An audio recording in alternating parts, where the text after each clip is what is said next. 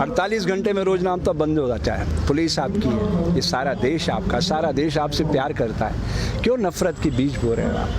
मैं अंत में इतना कहना चाहता हूँ मेरे दोस्त नरेंद्र बाबू, प्रकृति सदैव हिंसा का फल दुख, दया का फल आनंद बरसाती रहती है। इसके खिलाफ मैं जानता हूँ ये देश आपका कुछ नहीं बिगाड़ सकता, क्योंकि आपके पास 303 लोग, लेकिन उस कायनात की शक्ति को आप जानते हैं ना। आपको तो अच्छे से पता है अटल जी की मौत कैसे हुई है, बोल दूँ मीडिया पर? लाल टपकती रही, अंत में 2 दिनों तक आपने एम्स में छुपाए रखा उनकी मौत को, मालूम है ना? ऐसी मौत मरना चाहते हो क्या आप? अरे अच्छे इंसान बन के मरना, दुनिया रोए, हंसते हंसते जाइएगा। कबीरा जब हम पैदा हुए जग हंसे हम रोए, ऐसी करनी कर चलो हम हंसे जग रोए। ऐसे मरोगे लाल टपकाते टपकाते, आपको अच्छा नहीं लगेगा? ये राम मंदिर का सपने की स्क्रिप्ट किसने लिखी थी? अटल जी ने। उसके निदेशक कौन थे? आडवाणी जी।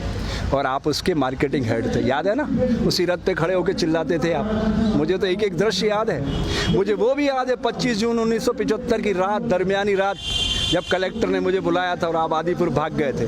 मुझे एक एक दृश्य याद है नरेंद्र बाबू, मैं भूला नहीं हूँ, इसलिए आपको याद दिलाना चाहता हूँ दोस्त, ये समय फिर नहीं आएगा। जिन्हें शक हो वो करे और खुदाओं की तलाश, हम तो इंसान को दुनिया का खुदा कहते हैं। मिटा दे अपनी हस्ती को अगर कुछ मर्तबा चाहे, कि दाना खाक में मिलकर गुले गुलजार होता है। तुम गलत दिशा में जा रहे हो नरेंद्र, कल पछताओगे।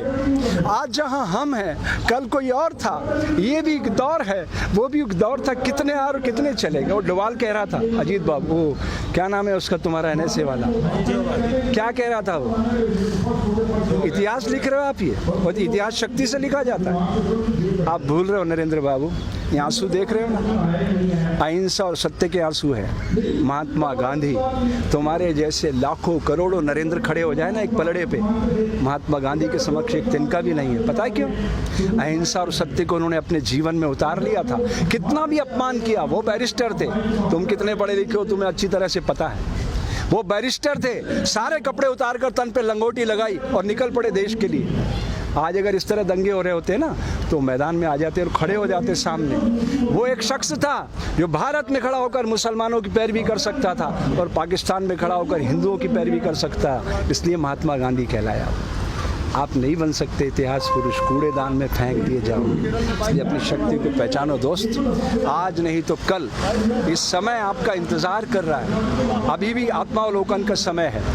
जय हिंद, जय भारत।